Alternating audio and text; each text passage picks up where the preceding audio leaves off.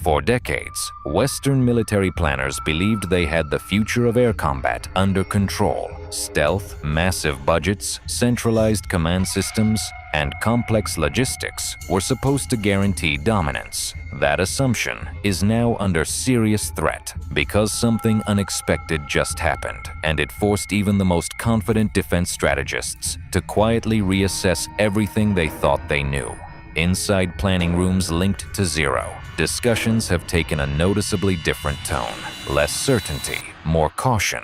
The reason is simple. A small nation with a limited defense budget demonstrated a combat philosophy that directly challenges the alliance's most expensive and politically sensitive air power doctrines. What shocked the world wasn't raw speed, stealth coatings, or billion-dollar sensor fusion. It was something far more unsettling, proof that modern air dominance might no longer belong to the richest, but to the smartest. The aircraft at the center of this shift was designed with one brutal assumption in mind: that future wars would not be clean, organized, or fought from pristine airbases. Instead, it assumed chaos. Runways destroyed, satellites jammed, command centers targeted, logistics cut. In that environment, traditional fifth-generation strategies begin to crack. While most Western air forces rely on a small number of heavily protected bases, this jet was built to operate from highways, frozen roads, and short, damaged strips. During recent exercises and evaluations, it demonstrated the ability to land, refuel, rearm, and launch again in under 20 minutes, using a ground crew so small it stunned observers. No massive support chain, no specialized infrastructure, just speed, flexibility, and survival.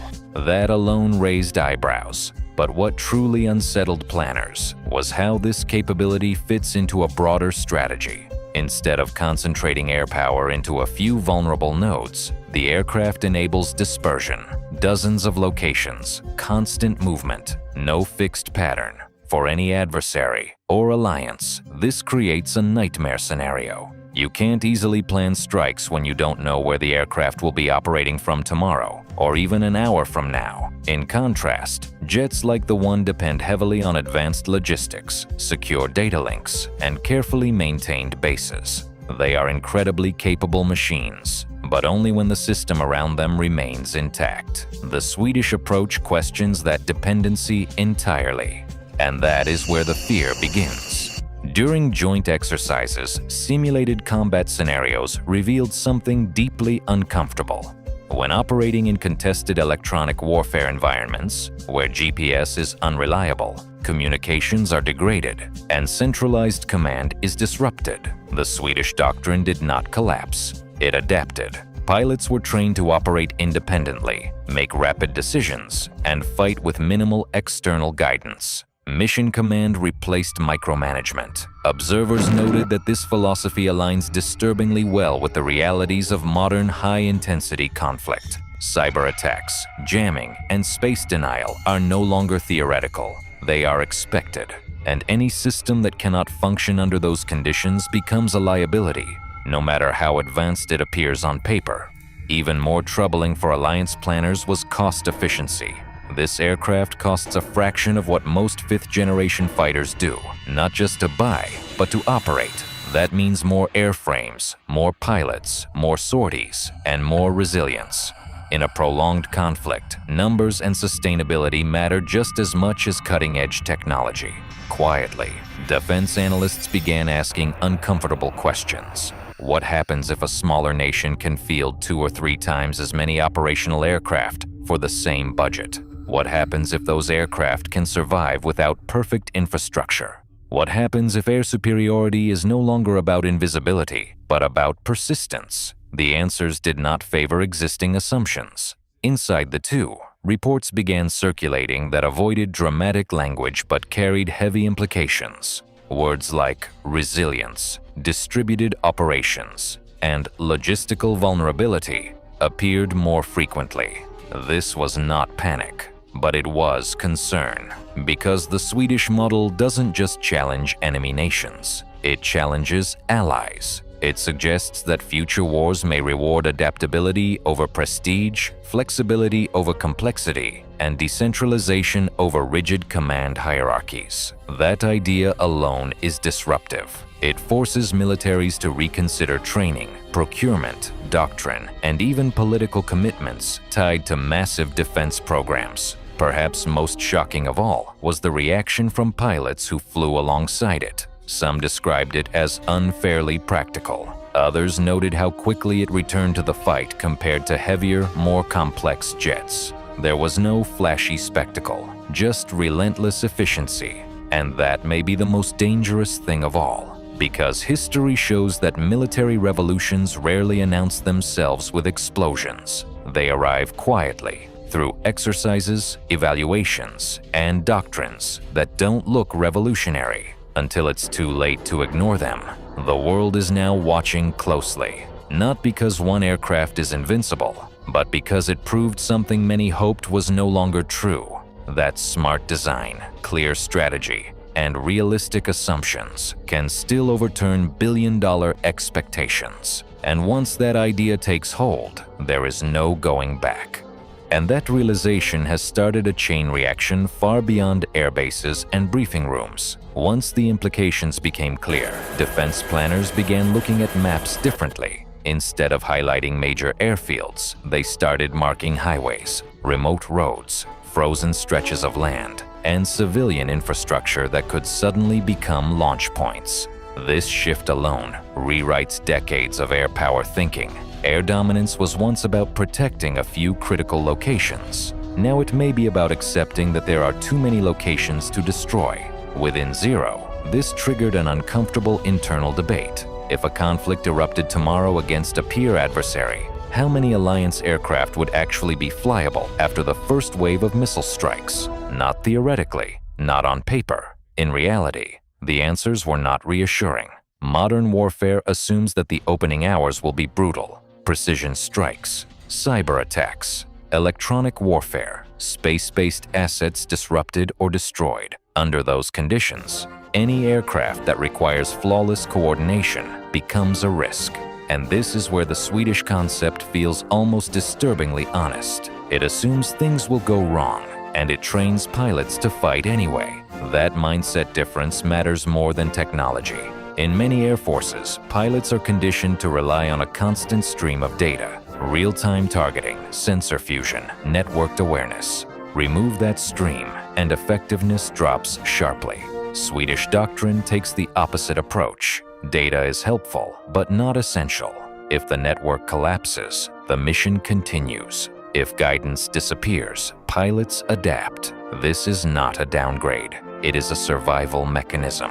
During war games, scenarios were intentionally degraded, communications cut, satellites denied, command authority fragmented. Instead of grounding the aircraft, operations simply decentralized. Individual pilots made decisions based on training, intent, and situational awareness. The result shocked observers. Sortie rates remained high. Mission success remained acceptable. Losses stayed within projections. That outcome unsettled planners because it revealed a truth many preferred to ignore. Centralization is a vulnerability. The reaction inside the one was cautious but telling.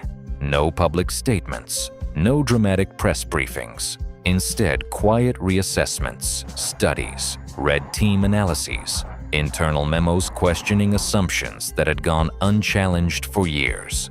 One question kept surfacing. What if the future air war is not won by the most advanced jet, but by the one that can keep flying after everything breaks? This question becomes even more dangerous when cost enters the equation. High-end fighters like the Tu represent extraordinary capability, but also extraordinary dependence. Maintenance hours, specialized parts, secure software environments, global supply chains. In peacetime, this system works. In total war, it becomes fragile. The Swedish approach accepts lower individual prestige in exchange for collective endurance, more aircraft available, more pilots trained, faster turnaround, less dependency on a perfect logistical world. In prolonged conflict, that trade-off may decide everything.